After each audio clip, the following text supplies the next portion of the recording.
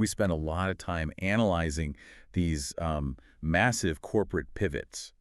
You know the kind I mean? Oh, yeah, the classic legacy software company panic. Right, exactly. Right. Where a company realizes retail boxes are basically dead, and they have to somehow drag their entire global customer base into like a cloud-based subscription model. Which is notoriously one of the absolute hardest maneuvers in business. I mean, you risk completely alienating your core users. Yeah, you could destroy your existing revenue stream entirely. The- And you're basically just watching younger, more agile startups, eat your lunch while you try to figure out your new interface. Because you aren't just changing a product in that scenario, you are fundamentally trying to alter consumer behavior. You're asking people who are perfectly happy buying a CD-ROM once to suddenly pay you a monthly fee indefinitely. Forever. Yeah, forever. And most companies simply do not survive that transition. They just fade into obscurity. They really do.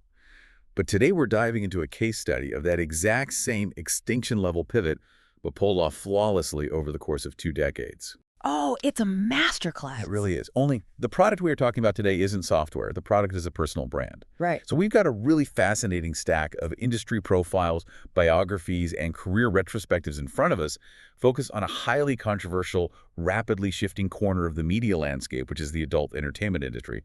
We're looking at the career of Audrey Bitoni. And what makes her trajectory so compelling to look at isn't just the sheer volume of her output. I mean, those numbers are staggering, and we will definitely break them down. Oh, we have to. Right, but it's her mechanical, almost clinical ability to adapt to macro-level industry shifts.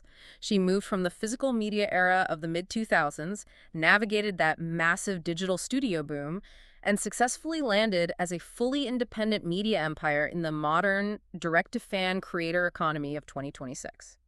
Let's start with the raw material of that brand, though, because the early biographical data we have shows she was born Audrey Arroyo on August 16, 1986. Yeah, most sources place her birth in Pasadena, California, though there are a few conflicting records suggesting she spent time growing up in Chicago. Right, and she's got a very distinct look, which is rooted in a diverse German, Spanish, and Italian heritage. But the detail that completely stopped me in my tracks when I was reviewing her background was her academic history. Oh, the college degree. Yeah. She didn't drop out of high school to move to Hollywood on a whim or anything. She actually graduated from Arizona State University in 2006. With a Bachelor of Arts in Communications. Yes. Which, might seem like a trivial background detail at first glance until you look at how she maneuvered through a notoriously volatile industry. A communications degree is literally the study of messaging, audience reception, and media strategy. I was thinking that exact same thing, and the timing of that graduation, right, 2006, that is the absolute pivot point for digital media. Oh, perfectly timed. YouTube had just launched the year before. Exactly. Broadband internet was finally becoming standard in, ordinary households. The entire way humans consumed media was shifting from physical to digital almost overnight. And that technological shift required a massive influx of content. People needed things to watch on these new connections. But the turning point for her actually happens while she's still finishing that degree. Right, back in 2004. Yeah, in 2004, she answers a casting call for a Playboy College Newsstand Special Edition. And she ends up fronting the cover of that issue. Which is huge. It is. That single piece of media acts as a catalyst.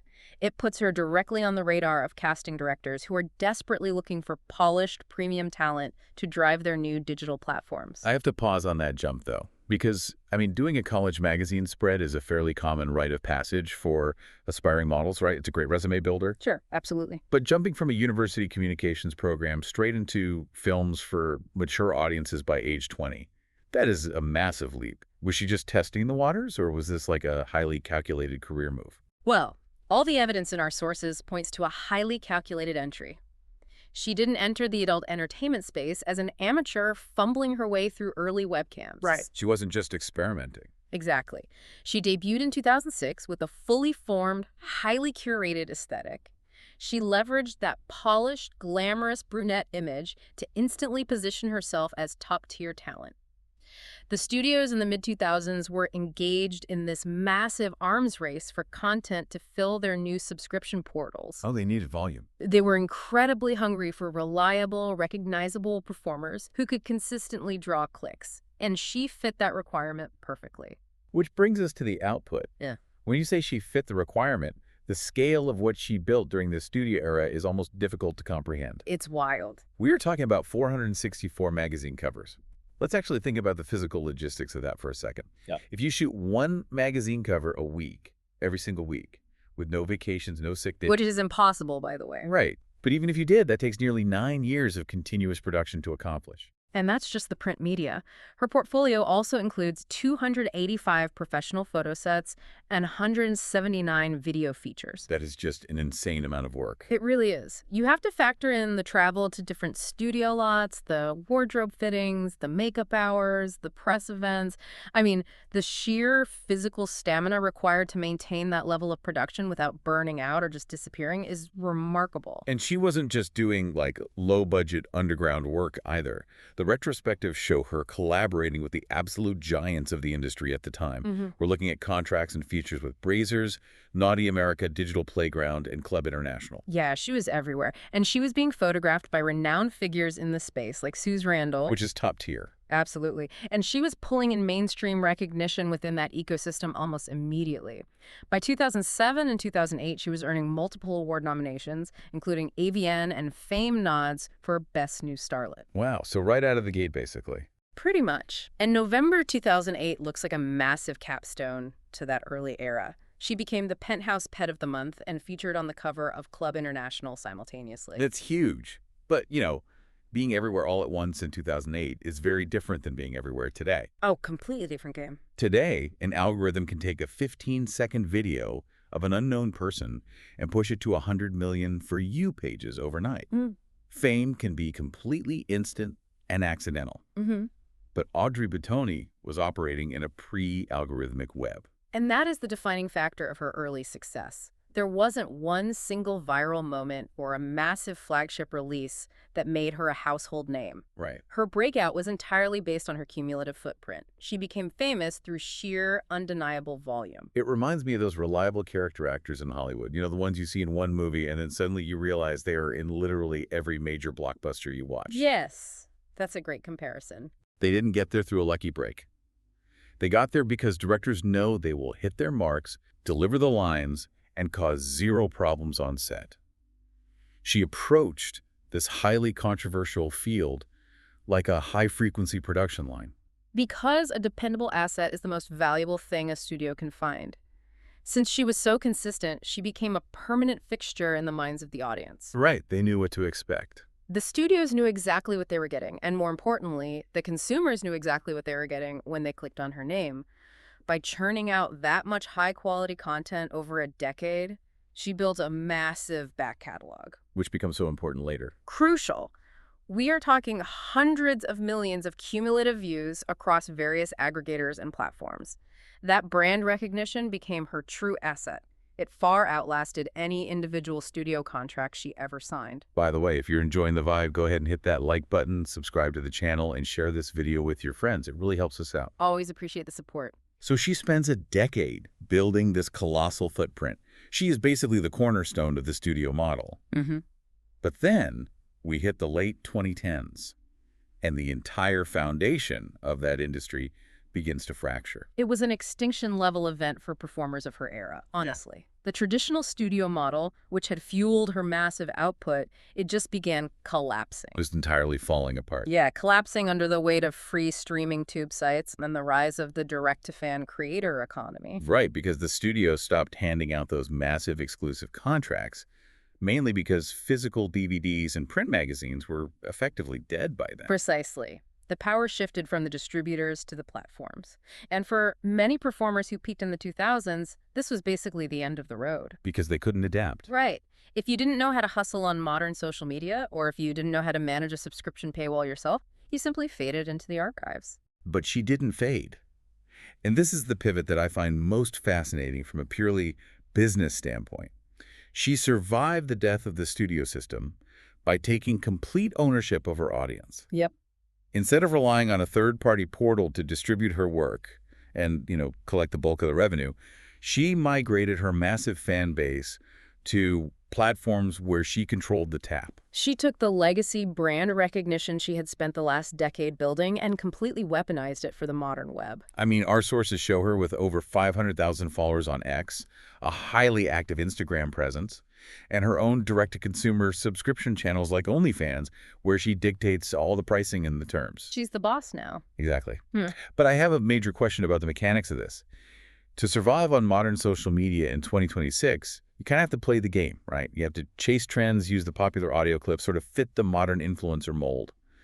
Wouldn't maintaining a mid-2000s aesthetic make her look like a relic to today's audience? Well, you're assuming her goal was to capture the new 18-year-old consumer who only knows TikTok. Oh, I see. It wasn't. Her success in the creator economy actually came from continuity, not reinvention. Wait, really? In a digital landscape that constantly demands something new? Yes. Think about the psychology of her specific consumer base. The people subscribing to her platforms today are likely the exact same people who first saw her on a magazine cover in 2008 or watched her studio releases in 2012. Oh, that makes so much sense. Right. They don't want a reinvented trend-chasing influencer. They want the feeling they had 15 years ago. She maintained the exact same polished, glamorous persona that fans remembered. So she is effectively monetizing nostalgia. Yes. But she is doing it in a highly active way. That's the crucial distinction here. She isn't just offering a static, dusty archive of old studio videos. Like just uploading old files. Exactly, no. She offers direct, ongoing engagement. The modern creator economy is built entirely on parasocial relationships, that illusion of a personal connection between the creator and the fan. Right. By interacting directly with fans who have followed her for over a decade, she bridges the gap between legacy fame and modern intimacy. Okay, I see how she retained them. But how did she physically move them? If the studios own the old distribution channels, how do you funnel those viewers to your own private paywall? This is the brilliant part. She used her own history as pop-a-funnel marketing. Oh, wow. Remember those hundreds of millions of cumulative views we talked about? In the modern era, those old studio videos are constantly circulating, often pirated or hosted on massive aggregator tube sites. Yeah, you can't really get rid of them? Right. So instead of fighting a losing battle to scrub them from the internet, she allowed her massive back catalog to act as free billboards. That is so smart. Every old video floating around the web basically became an advertisement pointing directly to her modern, premium, direct-to-fan platforms. It's the boxed software to cloud pivot. She took her legacy product, those hundreds of physical releases and studio shoots, and used them as lead generation to turn her audience into monthly recurring revenue on her own cloud platform. Exactly. That requires incredible business discipline and foresight. It really does. And that level of discipline leads us into what might be the most interesting contradiction of her entire career. Oh. Yeah, particularly when it comes to the business of privacy and unconfirmed wealth. Okay, let's talk about the money. Because when you map out a career spanning 20 years, with this much high-volume output and a flawless transition into recurring subscription revenue, you naturally assume there is a massive financial empire behind the scenes. Naturally, yeah. I mean, I'm looking at several industry aggregators estimating her net worth at around $2 million, with some pushing even higher. I would strongly caution anyone against taking those specific dollar amounts at face value, though. Really? You think the 2 million figure is inflated? It could be wildly inflated, or honestly, it could be a fraction of her actual wealth. Yeah. The point is that these numbers are highly speculative. Ah, I see. In this specific industry, performers almost never disclose their actual earnings.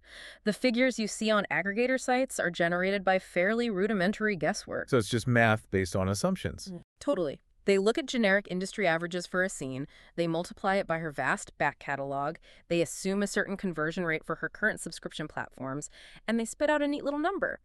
But there are zero public tax returns or financial disclosures to back any of it up. So we have absolutely no verified receipts. None. We can confirm she has a long, highly productive career with multiple ongoing income channels, which obviously suggests sustained earning capacity. Yeah. But the actual size of the bank account is completely shielded from public view. Which ties perfectly into the grand paradox of her public life. We're talking about someone who has had a highly visible, highly scrutinized career for 2 decades. Her face and her brand have been seen hundreds of millions of times. She requires a constant daily online presence to fuel her modern subscription platforms and engage her audience. And yet her personal life is just a complete black box. Entirely undocumented by reliable sources. It's astonishing when you dig into it. Her relationships, her family details, where she goes on vacation, her day-to-day privacy, it is locked down tighter than a state secret. Oh, absolutely. There is zero tabloid gossip about her in any of the materials we reviewed. In an era where people tweet their breakfast and live stream their arguments, how does someone whose entire business relies on visual visibility stay so profoundly hidden? By utilizing an absolute masterclass in brand compartmentalization. She uses her real identity, Audrey Arroyo, and her stage name, Audrey Bitoni, as a corporate firewall. A firewall between the product and the person. Precisely. Audrey Bitoni is the product. It is a meticulously maintained, glamorous persona that clocks in, engages with fans on X and Instagram, shoots content, and drives revenue. Right. But Audrey Arroyo is the private citizen who clocks out. She keeps her personal life completely separated from her revenue generation. Which perfectly explains why there are no scandals. Her reputation is entirely grounded in her professional output and her creator activity. Because she has maintained this strict boundary, she denies the tabloids any oxygen whatsoever. Exactly. Fans, critics, and industry peers only have her actual work to judge her on. In a field that is inherently controversial and prone to dramatic public burnouts, managing to keep your private life completely off the radar for 20 years isn't an accident. No, you have to work at that. It is an incredible feat of operational security. It shows that she treats her brand as a long-term media enterprise, not a vehicle for personal validation or celebrity status. She is the CEO of her own image. Absolutely. So let's zoom out and summarize what this all means for you, the listener. When you map Audrey Bitoni's trajectory from a communications student in 2006 to an independent media operator in 2026, it really serves as a textbook example of business survival. We've seen how volume, incredible brand discipline, and a willingness to adapt distribution models can turn a fleeting moment in a volatile field into a 2-decade-long career. Her true signature was never a single viral project. It was her enduring staying power. Yeah. She successfully bridged the gap from the era of physical print magazines, drove the high-volume web studio boom, and finally landed on her feet by capturing her audience in the modern, creator-owned platforms of today. She migrated her legacy users to the cloud, essentially, and she did it while keeping her private life completely intact. Which leaves us with a final thought to ponder as we wrap up today's deep dive. Let's hear it. We so often look to Silicon Valley for the future of business.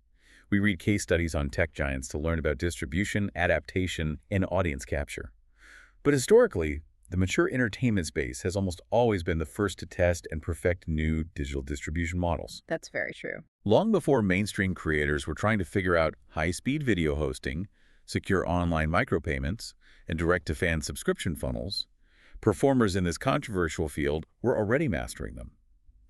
So what can mainstream content creators today learn from the survival tactics of a 2000s studio star who successfully became her own media empire? A whole lot, I'd say. It really makes you wonder what industries we should actually be studying if we want to predict the next massive shift in digital business.